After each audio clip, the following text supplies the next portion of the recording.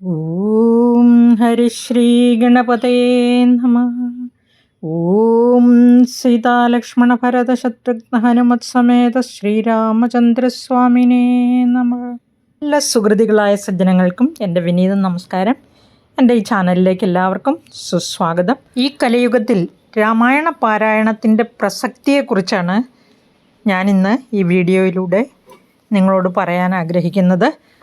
നമുക്ക് ചുറ്റും നടന്നുകൊണ്ടിരിക്കുന്നതും നാം കണ്ടുകൊണ്ടിരിക്കുന്നതുമായ പ്രവൃത്തികൾ കാണുമ്പോൾ നമുക്ക് തന്നെ ആശ്ചര്യം തോന്നും, അഭിമാനം തോന്നും.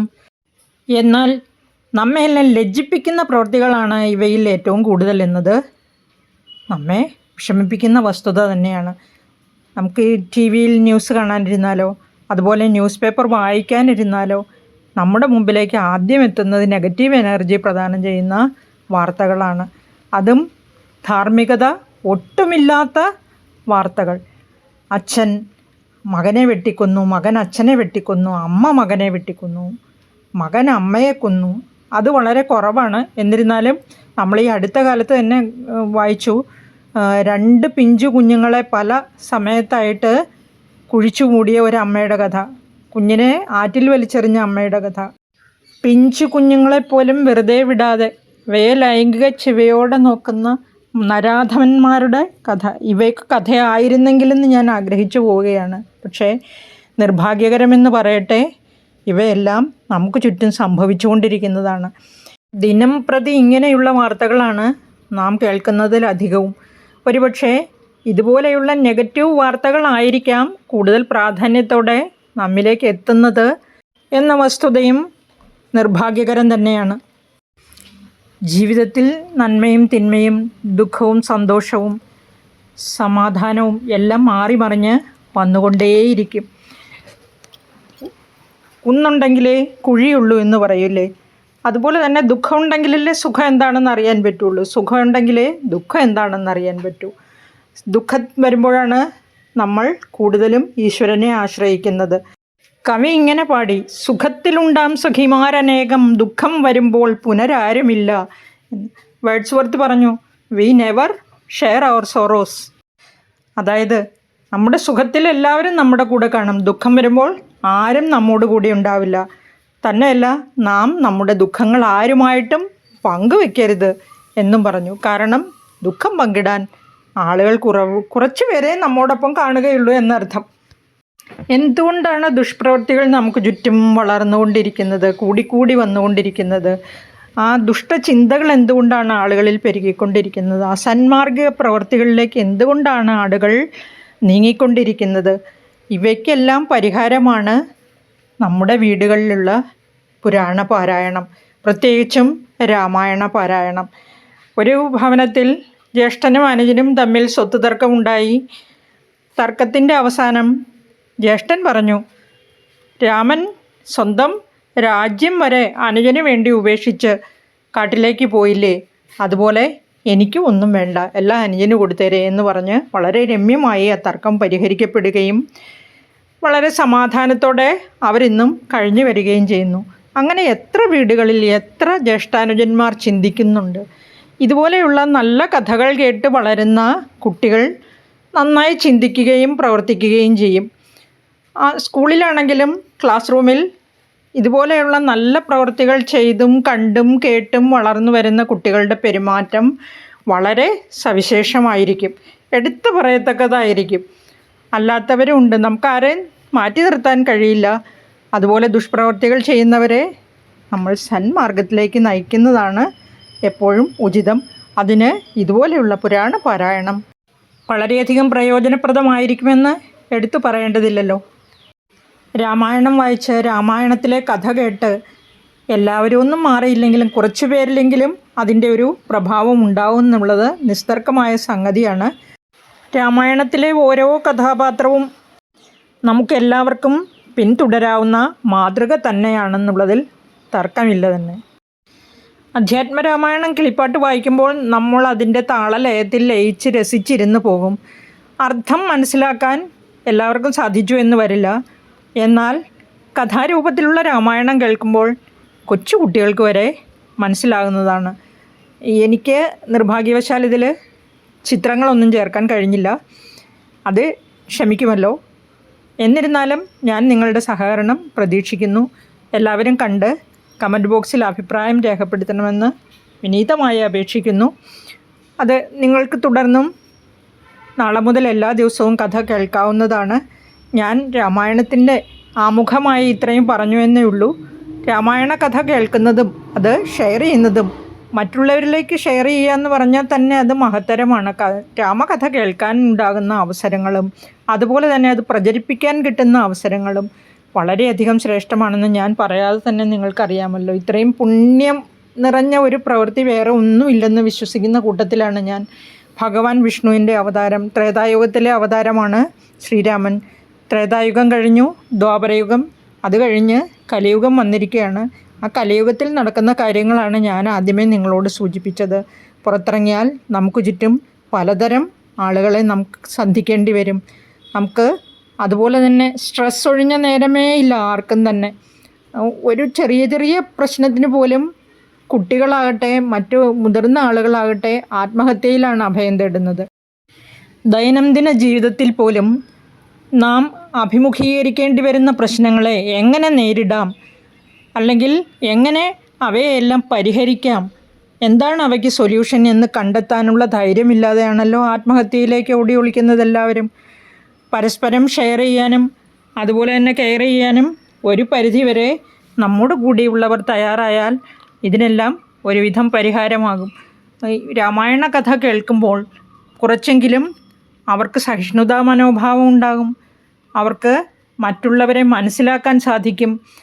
ഒന്നുകൂടി ചിന്തിക്കാനുള്ള ഒരു പ്രവണത അവരിലുണ്ടാകും എന്ന് നമുക്ക് കരുതാം.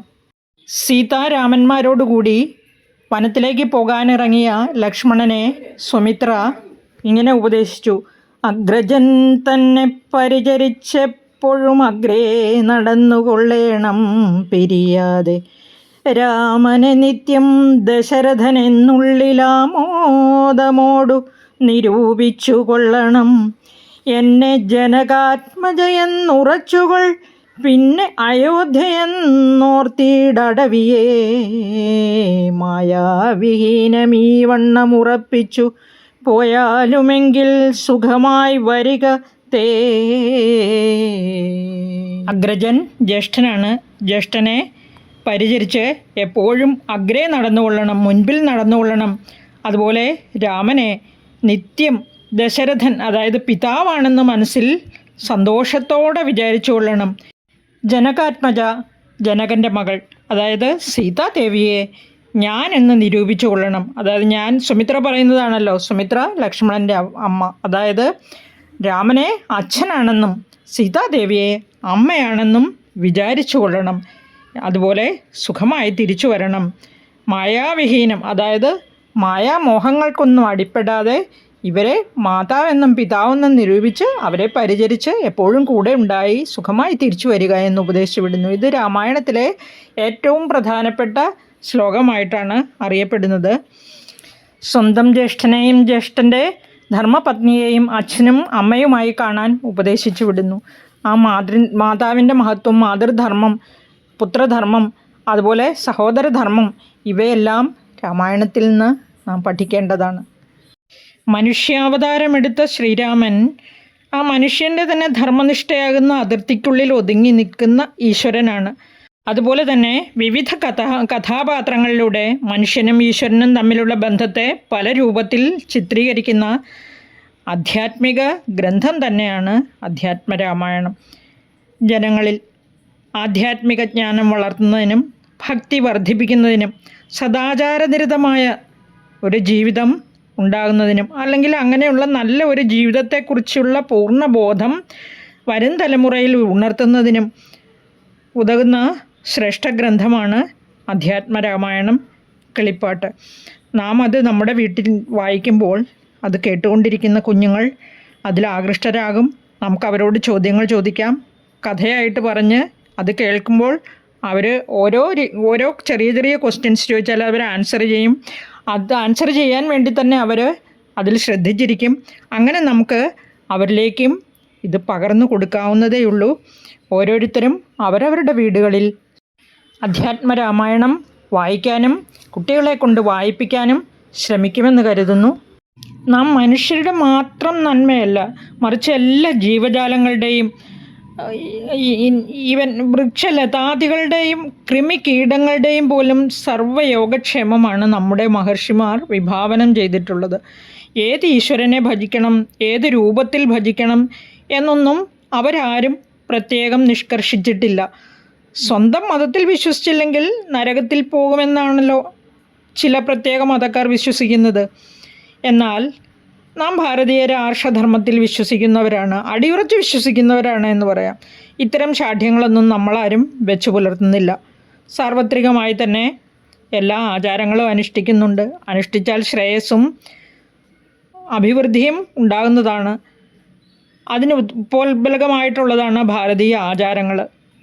ആ ആചാരങ്ങളിലൊന്നാണ് ഈ രാമായണ മാസം ആചരിക്കുന്നതും അനുഷ്ഠിക്കുന്നതും. ഏതാണ്ട് 4000-ഓളം വർഷമായി ഭാരതത്തിലെ എന്ന് പറയാൻ പറ്റില്ല, ലോകം മുഴുവനുമുള്ള ജനങ്ങൾ, അതിൽ എടുത്തു പറയേണ്ടതാണ് ഇന്തോനേഷ്യയിലെ ജനങ്ങളുടെ കാര്യം. അവിടെ 96% പേരും മുസ്ലിങ്ങളാണ്. അവിടെ രാമക്ഷേത്രമുണ്ട്, അതും 100-ൽ-പരം ഏക്കർ വിസ്തീർണത്തിൽ പരന്നു കിടക്കുന്നത്. ഈ 13-ാം തീയതിത്തെ മാതൃഭൂമി വാരാന്ത്യ പതിപ്പിൽ അതിനെപ്പറ്റിയുള്ള ഒരു ഫീച്ചറുണ്ട്. വായിക്കേണ്ടവർക്ക് വായിച്ച് കൂടുതൽ അറിവ് നേടാം. അതുപോലെ തന്നെ QR കോഡ് സ്കാൻ ചെയ്താൽ അതിനെപ്പറ്റിയുള്ള വിവരണവും ലഭിക്കുന്നതാണ്. അങ്ങനെ ലോകം മുഴുവൻ വ്യാപിച്ചിട്ടുള്ള ഈ രാമായണം എന്ന ഇതിഹാസം മാത്രമല്ല, ഭാരതത്തിലെ ആദ്യ കാവ്യം കൂടിയാണല്ലോ രാമായണം. അത് നമ്മുടെ മുമ്പിലേക്ക് എത്തിച്ച വാൽമീകി എന്ന ആ ആചാര്യനെ നമുക്ക് പ്രണമിക്കാം. കുജന്തം രാമരാമേതി മധുരം മധുരാക്ഷരം ആരൂഹ്യ കവിതാശാഖാം വന്ദേ വാൽമീകി കോകിലം. ഇങ്ങനെയാണ് വാൽമീകിയെ വന്ദിച്ചിരിക്കുന്നത്. വന്ദന ശ്ലോകമാണിത്. അതുപോലെ തന്നെ ആ മലയാളത്തിൽ അതിനെ വിവർത്തനം ചെയ്ത് നമ്മുടെ മുമ്പിലേക്ക് എത്തിച്ച തുഞ്ചത്തെഴുത്തച്ഛനെയും നമുക്ക് പ്രണമിക്കാം. ആ ശ്രീരാമചന്ദ്രസ്വാമിയുടെ, അതുപോലെ തന്നെ സീതാദേവിയുടെ, ലക്ഷ്മണൻ്റെ, മഹാവിഷ്ണുവിൻ്റെ അവതാര കഥയായ ശ്രീരാമായണം വായിക്കുമെന്ന് പ്രതീക്ഷയോടെ, അതുപോലെ കുഞ്ഞുങ്ങളെ കൊണ്ട് വായിപ്പിക്കുമെന്നുള്ള പ്രതീക്ഷയോടെ ഞാൻ ഈ വീഡിയോ ഇവിടെ അവസാനിപ്പിക്കുകയാണ്. എല്ലാവർക്കും നന്ദി, നമസ്കാരം. നമുക്ക് മറ്റൊരു വീഡിയോയിലൂടെ വീണ്ടും സന്ധിക്കാം. ശുഭദിനം നേരുന്നു. നന്മയുണ്ടാകട്ടെ എന്ന് പ്രാർത്ഥിക്കുന്നു.